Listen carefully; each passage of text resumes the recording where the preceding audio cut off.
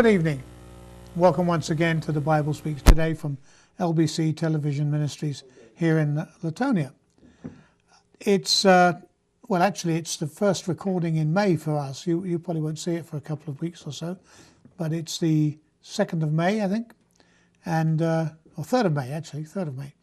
And already spring has sprung, as they say, and we got daffodils and crocuses and all sorts of things, and thunderstorms and torrential rain and all the rest of it. But we can forget all that for a few moments and sit and discuss some of the aspects. People ask me, why are you doing cities of the Bible? You know, what has that got to do with understanding the Bible? Well, it's like everything else. When you go to school, you learn history, but you also learn geography. Oh, and English and mathematics and stuff like that. But if you don't put history and geography together, it doesn't always make a lot of sense. So if you're looking at the Bible stories and you can't relate them to physical places or beings and that sort of thing, it doesn't make a lot of sense. So the idea of this program is to try and relate the places and people in the Bible to the places and people that exist, or in some cases don't exist today. And we started this journey off in Jerusalem, and we discussed how Jerusalem had been, sacked 28 times and captured umpteen times and been in 7 or 8 different dynasties' hands and this sort of thing. And even today it's the center of the 3 biggest religions in the world, and they're still fighting over it.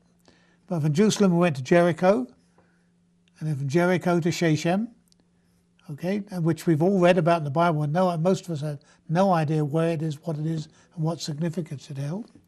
And we went up north to Bethany. Not much there, of course. And now we're back south. Today, and for the next week or two, we're going to be talking about Bethlehem. And of course, you know all about Bethlehem, don't you? It's a stable on the side of the road with a big star. And we'll see a picture in a minute. But Bethlehem has a much more interesting history than you'd really believe. I mean, what does the name mean? Well, we're going to go to it in more detail later, but basically, Bethlehem, remember the Arabic word, or the Aramaic word for house, Beit? Sometimes it's spelled B-E-I-T, sometimes it's B-A-Y-T. Beit Lam means house of meat or house of bread. In Aramaic, when you talk about giving me meat, giving me bread, it's basically food, giving me the same thing. In Latin, it's Bethlehem, would you believe? Anyway, where is it? Well, you follow the news these days, is actually in the West Bank in Palestine. Now, you don't think of that. It doesn't make a lot of sense to people to say, Bethlehem, but it's in the West Bank. It's about 6 miles south of Jerusalem. Got about 25,000 people live there of different nationalities. And the economy, surprisingly, not surprisingly really, is tourist-driven. One of the things you read about in the Bible sometimes is people say they went from Bethlehem down to Jerusalem. And we always take that as an expression of speech, where we say, well, we're going down to Lexington or down to Louisville, when in fact it's basically on the same level. But in fact, Bethlehem, at 6 miles away from Jerusalem, is about 100 feet higher. So you can actually stand in Bethlehem and look at Jerusalem. It's down in the valley there. Jerusalem's about 45 miles from the much discussed and newsworthy Gaza, the Gaza Strip, and the Mediterranean Sea, of course. It's about 37 miles from Tel Aviv, which is the capital of Israel, and as I said, about 6 miles from Jerusalem. The interesting thing about Bethlehem, there's a lot of small cities and towns around it. Beit Jalal, Hussan, Al-Qadar, Aitas. If you look at the map, there's a lot of cities and villages around it, and they form a sort of conglomeration. It's like it's governed. Bethlehem's governed along with all these other little towns and villages. So it actually covers politically today a much greater area than it did back in biblical times. Right now it's got 2 huge refugee camps, Palestinian refugee camps, are within the city limits, which, as I said, are quite large. But if you look at Bethlehem Old City, which is the map you can see behind me there, It's laid out in 8 quarters, like a mosaic. It's not laid out in squares. It's laid out like a mosaic, and they all form an area around what's called the manger square, where the birth of Christ is supposed to have taken place. I mean, there's 6 Christian areas, a Muslim quarter. Most of the Christian quarters are named after, funnily enough, the Arab Ghassanid clans who settled there centuries ago, and immigrants. Well, not centuries ago, a couple of hundred years ago. They came from the nearby town of Tuku, which was became impossible to live in, so they all moved into, in the 18th century, they moved into Jerusalem. There's a Syriac quarter there, from Syria. And they came, well, not necessarily from Syria, but they came from that area and from Turkey. And the old city gives you an idea of how the difference in size between Bethlehem, the conglomerate, and Bethlehem, the city. The population of the old city is only about 5,000 people, not very many. But there's this 20,000 other people, including these huge refugee camps that live in the area.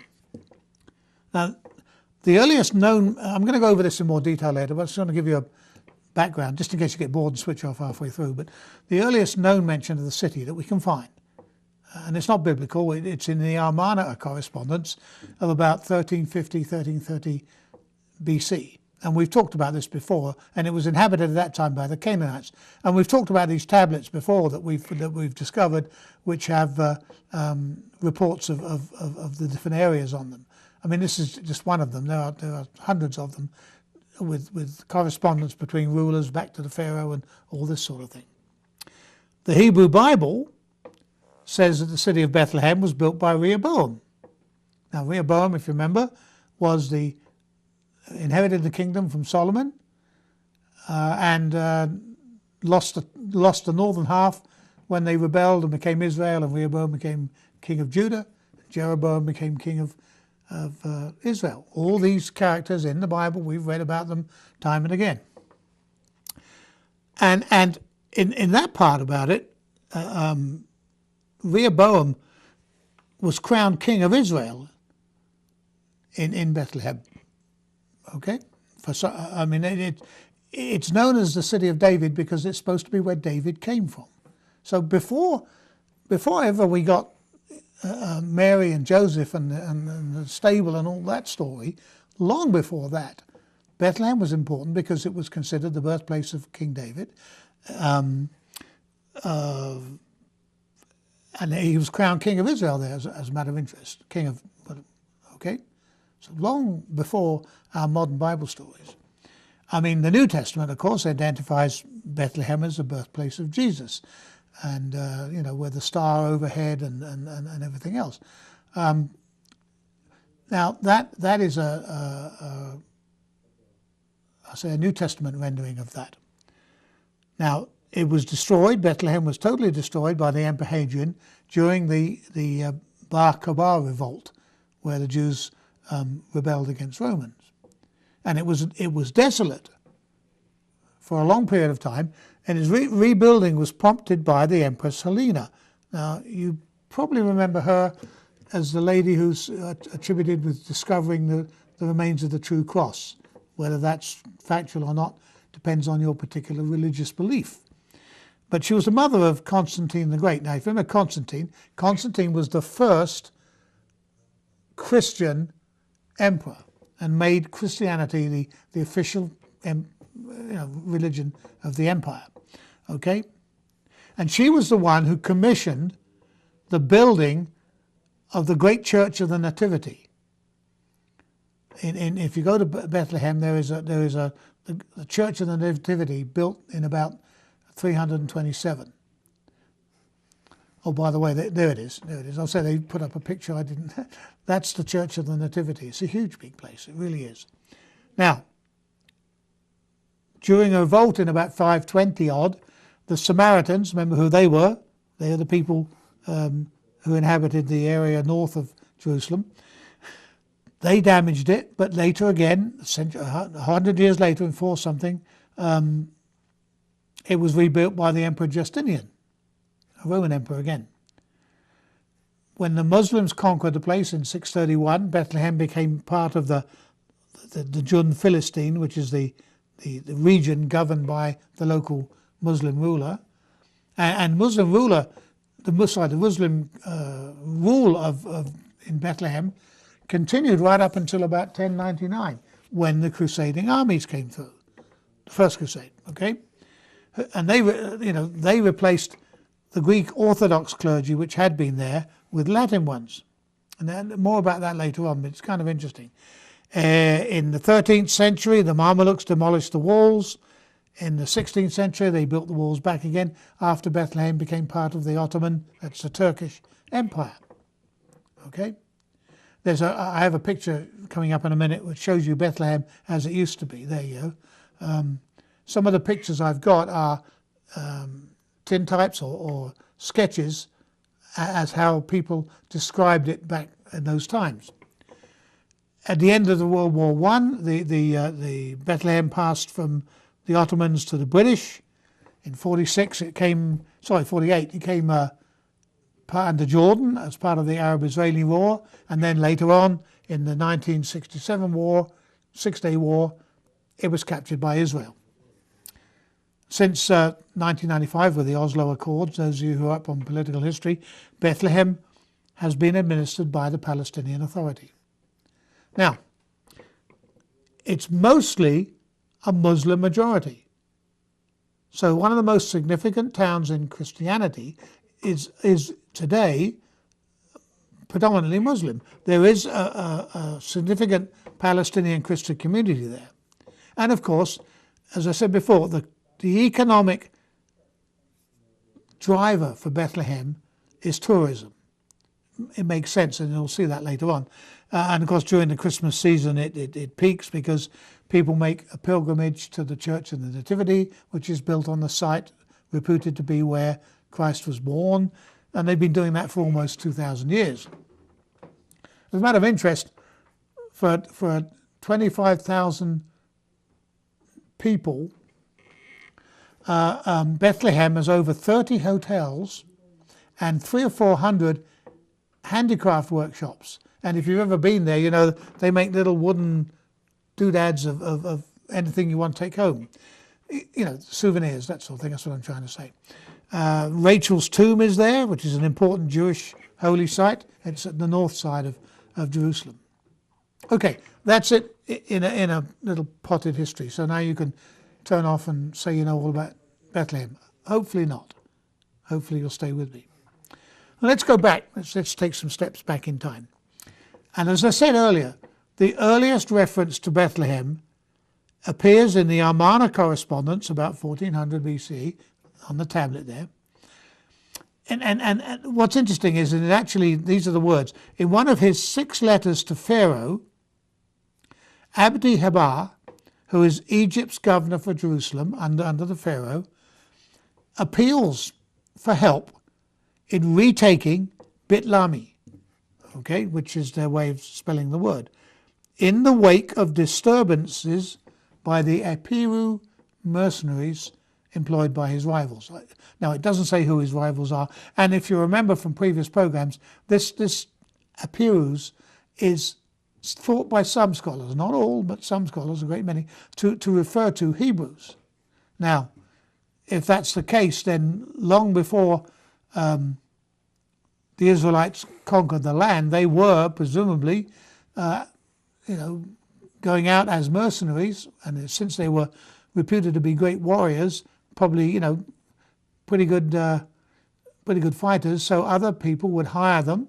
I mean, if they were living, if you subscribe to the view as I do, that the Hebrews didn't just come off the desert in one foul swoop, and one day they're desert dwellers, and the next day they're living in cities. No, they came off the desert gradually, bit by bit. And some of the conquests we read about in the Old Testament, or the Hebrew Bible, Torah, call it what you will, tend to be truncated versions of a much longer history. And that would make sense if they're trying to establish themselves in territory close to the edge of the desert, then therefore hiring themselves out as mercenaries to earn money and claim land to other people makes a lot of sense. Anyway, this chap goes on. Even a town near Jerusalem, so Jerusalem's obviously there and existing at the time, Bethlehem by name, a village which once belonged to the king, has fallen to the enemy, the Apiru and their friends. Let the king hear the words of your servant Abdi Habar. Send archers to restore the imperial lands of the king. Now it's thought by most scholars that the similarity of the names to modern forms, and that's a pretty good indication of being fact, that this was a settlement of Canaanites who had a sort of Semitic, if you read the Bible again, the Canaanites had a cultural and linguistic heritage with the Israelites. We'll go into that in more detail in one of these other programs. But anyway, so you already had people there who would have understood where the Israelites were coming from, maybe had some affiliations with them. And Lachmo, the word Lachmo, was the Chaldean god of fertility who was worshipped by the Canaanites, the people who lived there, as Lachama, okay? And sometime in the 3rd millennium BC, okay, they erected a temple to worship the god on a hill now known as the Hill of the Nativity. So that particular hill has been there or rather that particular site has been a worship site for a great many years. And the town was also known as Beit Lachama, meaning the house of Lachama, which makes sense. If you've got a worship site there, then that was what it would be called. And the Philistines apparently had a garrison there. If you read some of the accounts of the Bible, it refers to the Philistine encampment or soldiers being in Bethlehem. And it's interesting to note, and this is one thing I found very interesting, that the pronunciation of the name, Beit Lama, Beit Limah, Beit Lim, whatever, has remained essentially the same for 3,500 years, which is quite amazing. But it's meant different things this whole time. It is the temple of the god Lachmu in Canaanite, the house of bread in Hebrew and Aramaic, the house of meat in Arabic. So the whole change of usages hasn't changed the name. They did they're always doing excavations in the Holy Land. I mean, it's said that you can't go 5 miles in any direction from anywhere in Israel without finding people digging it up, looking for something or expanding on something that's already there, which makes a lot of sense. It's after all where, as I said, right now, it's the center point for 3 great religions. It's a center point for Judaism and Christianity. And whilst it's not, Islam has Mecca, it also has Jerusalem as one of its big focal points. So they found a burial ground in 2013, and in 2015 they dug it up in great detail, and they found a necropolis, old-fashioned word for a burial ground, right? It covered more than 7 acres. Now, by ancient standards, that's huge. I know Spring Grove is much bigger than that, and probably the local cemetery at Fort Mitchell is bigger than that. But for those times, with that numbers of people, and of course Bethlehem didn't have anything like 25,000 people there when at these times. Anyway, it contained more than 100 tombs. Now, bear in mind, these sort of tombs are people built with people with the wherewithal. If you're a dirt poor farmer in the field and you died, they scraped the hole where you were and left you there. People with a bit more money and a bit more pull, if you will, had tombs constructed. But they've been in use, this is the point, they've been in use between 2200 BC and 650 BC. So there's a huge span of occupation and culture in that period of time. Now, if we go to the Israelite and the Judah period, now remember that? Judah, southern kingdom, Israel, the northern kingdom, all right. But the Israelites as a whole coming in off the desert, they confirmed in 2012 when they did that, they confirmed that Bethlehem as a city in the Kingdom of Judah. Well, that didn't take a lot of rocket science. I mean, they know where the city of Judah, the Kingdom of Judah was, and here we are 6 miles from Jerusalem, and we dig up or dig around the area, and they find in this archaeological dig at the city of David, so-called. Now, everyone calls Jerusalem the city of David. It's not strictly true. City of David, excuse me, basically means where David came from, where David was born. Okay? I mean, if you said of Jesus, you could say, we call him Jesus of Nazareth, but in fact, it'd be more correct to call him Jesus of Bethlehem, because that's where he was born. Nazareth was where he lived. It's a moot point.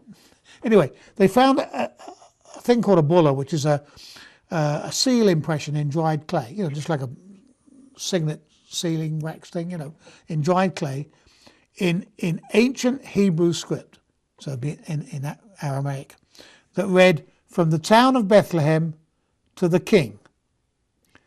Now, what that indicated was that it was used to seal the string or the cord or whatever they did to close a shipment of grain or rice or wine, other goods, and they just like they do today, they package it up in sacks, tied a string around it, and then put a custom seal on it, so nobody can get into it. So it indicated it was used to seal a shipment which was sent as tax payment in the 8th or 7th century BC. So already there's an established link between Bethlehem and everywhere else. Taking a sort of step aside a minute, there's a lot of Bible scholars who believe that Bethlehem, which is located in the hill country of Judah, makes sense, Jerusalem, Bethlehem up on the hill, may be the same as the big biblical Ephrath, okay, which means fertile, and that's the translation. But you hear that in the book of Micah. Everyone rustle through their book quickly and find Micah, as there's a reference to it there as Bethlehem Ephrata. And if you remember Micah, you'll find he says, "O ye of Bethlehem Ephrata." In fact, it may be the same place. The Bible also calls it Bethlehem, Judah. Okay, Lehem, Bethlehem, Judah. The New Testament describes it as the city of David.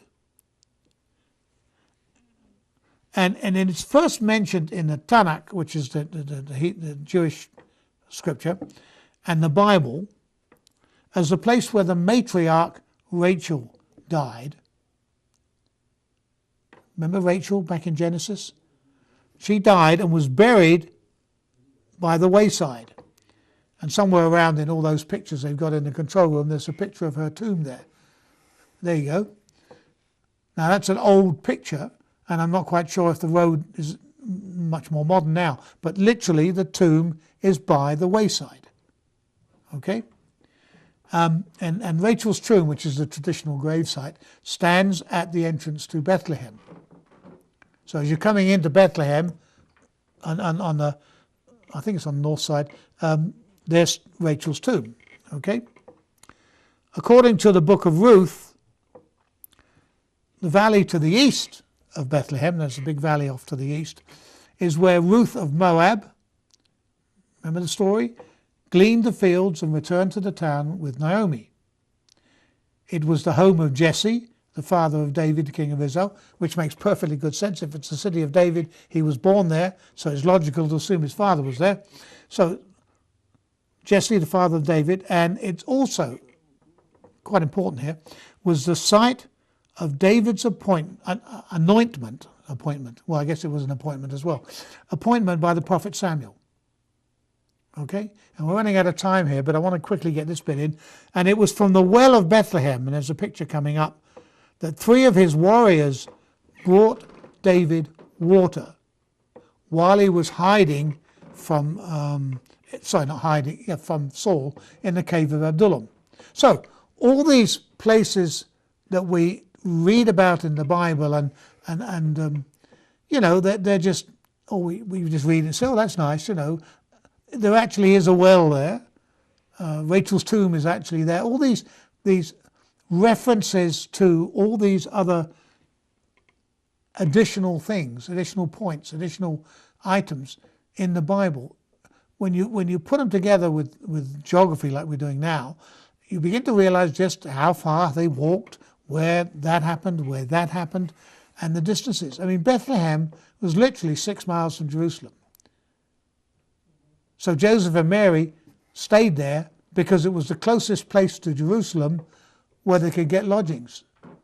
Obviously, they traveled from Galilee, from Nazareth. You come down to Jerusalem, it's like trying to get to Lexington on Derby Day. You've got to stay in LaGrange or even further back than that, because that's the only place you can get a room. Everything else is booked solid. Okay, so we're going to leave it there because we're running out of time, and we'll pick it up around the 4th century next week. Until then, keep your Bibles handy because there's some references to that as we go next week, all right? Till then, good night, God bless.